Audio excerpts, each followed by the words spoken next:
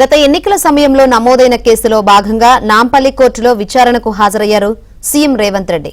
గతంలో రేవంత్ రెడ్డి చేసిన వ్యాఖ్యలపై బీఆర్ఎస్ ఫిర్యాదుతో హైదరాబాద్, నల్గొండ జిల్లాలో కేసులు నమోదయ్యాయి. ఈ క్రమంలో నాంపల్లి కోర్టుకు విచారణకు హాజరయ్యారు. తదుపరి విచారణ మార్చి 20కి వాయిదా పడింది.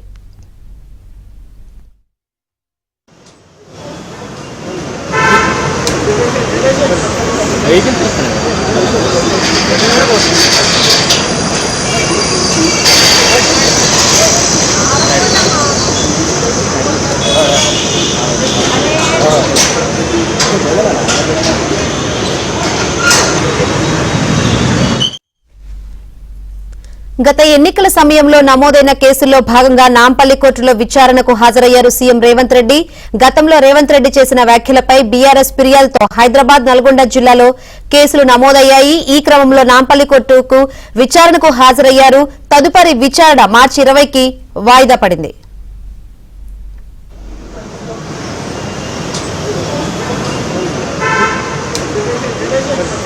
Hey,